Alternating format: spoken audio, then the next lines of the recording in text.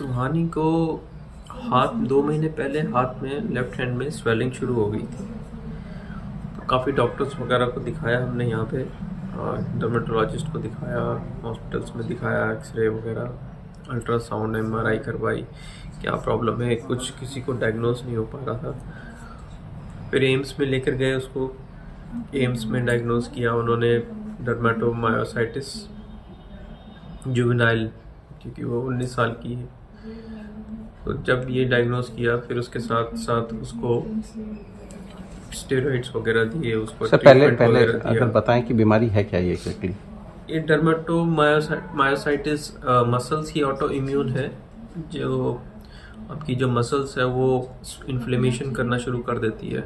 Muscle में inflammation आती है, सूजन आ जाती है, मसल स्वेल करना शुरू कर देती है, और जैसे जैसे मसल स्वेल करती रहती है आपकी बॉडी में भी स्वेलिंग आती रहती है। जैसे उसके हाथ से स्वेलिंग स्टार्ट हुई एक हाथ में, फिर दूसरे हाथ में स्वेलिंग स्टार्ट हुई, ऐसे करके बॉडी में इन्फ्लेमेशन आ गया पूरी बॉडी में। फिर उसमें धीरे धीरे उसके अंदर स्टेमिना ख़त्म हो जाता है, उसके अंदर स्ट्रेंथ ख़त्म हो जाती है, उसके अंदर बॉडी एक शुरू हो जाता है, धीरे धीरे करके ये सारे सिम्टम्स आते हैं।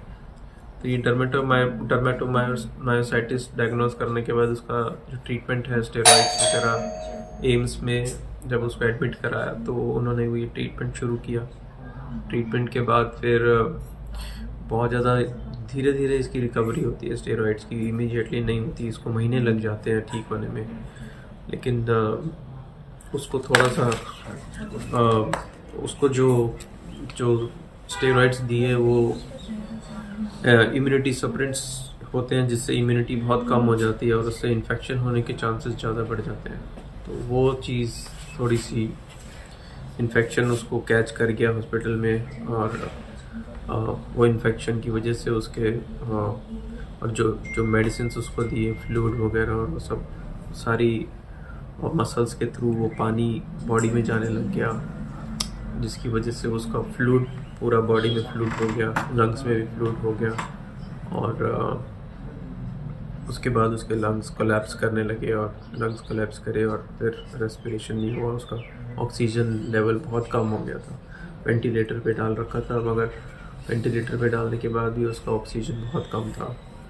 और फिर कल शाम को 7 बजे एम्स में डॉक्टर्स ने बोल दिया शी इज़ नो मोर। अच्छा, कितने दिन पहले ये बीमारी के बारे में पता लगा आपको? हमें 2 महीने पहले पता चला था, तो हम लोगों ने फिर पहले स्किन डॉक्टर्स के दिखाया। हमें बेसिकली बीमारी के बारे में नहीं पता चला था कि क्या है, हमें सिर्फ ये पता चला था कि इसको एक लंप डेवलप हुआ है, तो we used to go there कि इसका ट्रीटमेंट करवाते हैं। हमें बीमारी के बारे में तो 2 हफ्ते पहले पता चला एम्स में।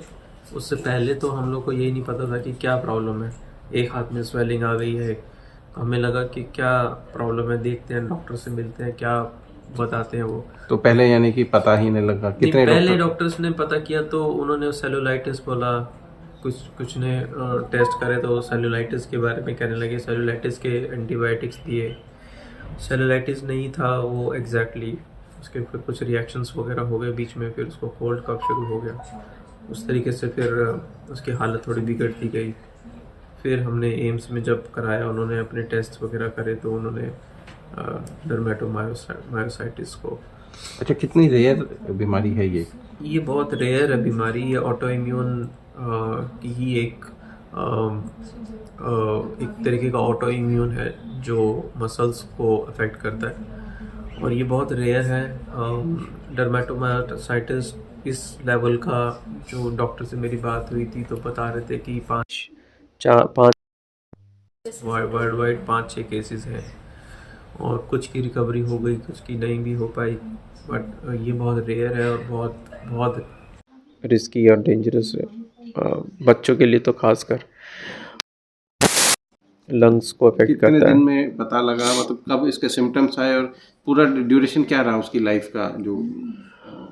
जो सिम्टम्स आए 2 महीने पहले, और जब हमें पता चला वो 10 दिन पहले कि ये बीमारी है, और विद इन 10 डेज़ उसकी जो हेल्थ थी वो इतनी डेट्रोइट हो गई कि वेंटिलेटर पे डाल के आईसीयू में, उसको 4 दिन आईसीयू में रही हो, और उसके बाद वहाँ पर उसके लंग्स वगैरह फेल हो गया, और उसका फ्लूइड वगैरह, लंग्स में फ्लूइड, पानी चला गया और तो किसी उसकी स्तर वजह पर से डॉक्टर्स की लापरवाही रही क्या कहीं डायग्नोज होने में, या जब तक एम्स नहीं गए थे तब उस लेवल पर?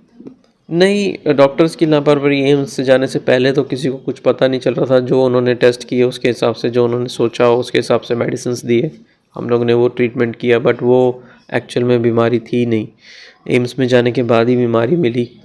तो एम्स में उन्होंने ट्रीटमेंट अपने हिसाब से किया, मगर अब कुछ ऐसी चीज़ें होती हैं जो हॉस्पिटल्स के हाथ में भी नहीं होती हैं। हॉस्पिटल्स एक्वायर्ड इन्फेक्शंस ये मोस्टली आईसीयूज़ में हो जाते हैं जब आप इम्यूनोसप्रेंट्स देते हो बच्चे को, स्टीरॉइड्स वगैरह, या किसी भी पेशेंट को देते हो तो इम्यूनिटी लो हो जाती है, और उस केस में जो भी पेशेंट होता है आईसीयू में उसको इन्फेक्शन कैच करने के चांसेस 100 टाइम्स बढ़ जाते हैं।